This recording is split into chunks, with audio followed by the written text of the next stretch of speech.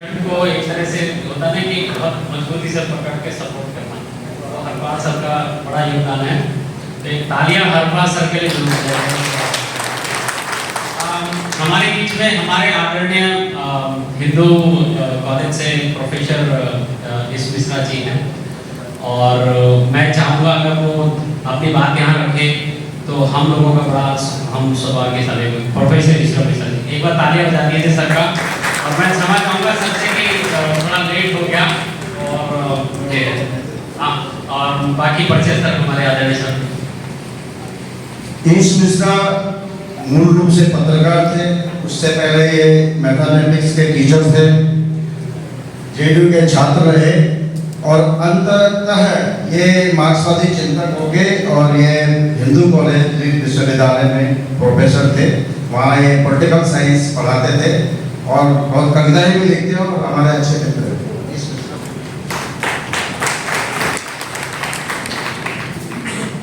सबसे पहले तो मैं आप सब लोगों के साथ धन्यवाद करना चाहता हूँ, और सबसे ज़्यादा जो है मैं आभार व्यक्त करना चाहता हूँ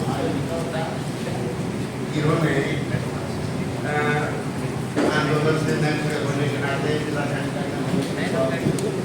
मुझे आमंत्रित किया। मैंने सोचा कि मुझे कुछ आता नहीं है, मैं कुछ जानता हूँ इस आंदोलन के बारे में ज़्यादा।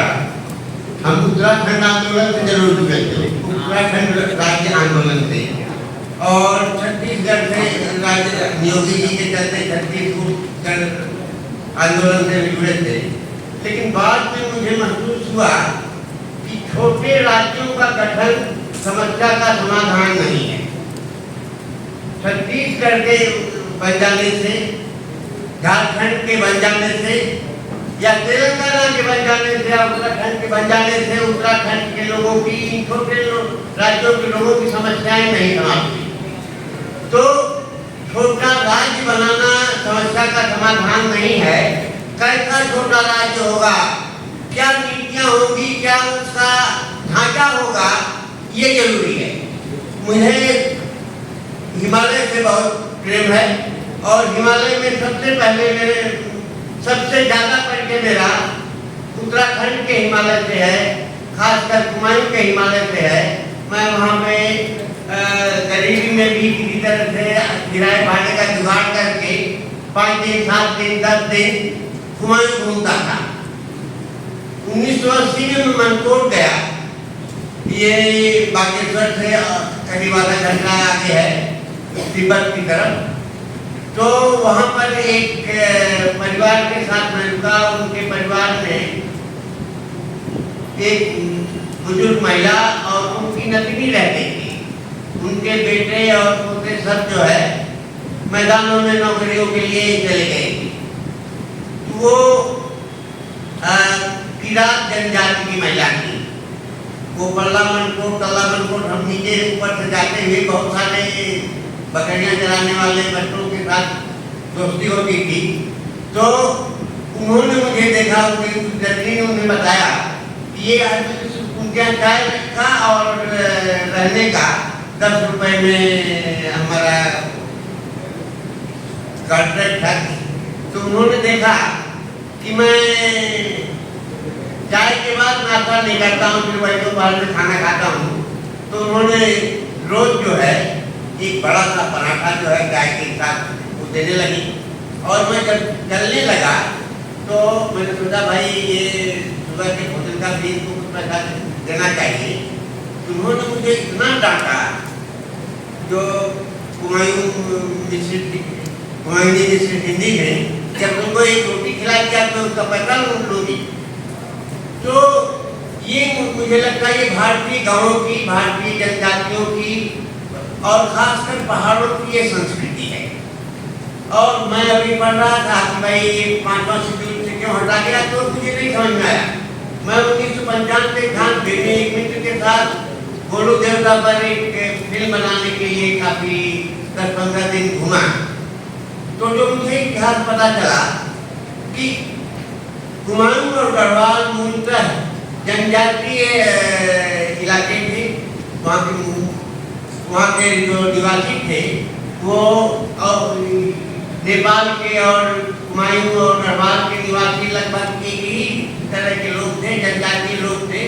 16वीं शताब्दी में चांद राजाओं ने वहाँ पर जो चंद डायनेस्टी कायम किया और फिर मैदानों से संस्कृति के सामंजस्य के लिए जोशी, पांडे, तिवारी टाइप के लोगों को हमें बुलाया। तो ये जरूर है कि गैर ट्राइबल लोग भी वहाँ जाकर के बसे, लेकिन देशज लोग कहीं किसी भी संस्था में, किसी भी भूगोल में जो आगंतुक हैं वो देशजों से अधिक नहीं हो सकती। तो मुझे लगता है कि उत्तराखंड भी, कुमायूं और गढ़वाल भी आदिवासी बाहुल्य इलाके हैं और वो फिक्स शेड्यूल में शामिल होने की सारी शर्तें पूरी करते हैं, आर्थिक रूप से, सामाजिक रूप से, सांस्कृतिक रूप से। और मैं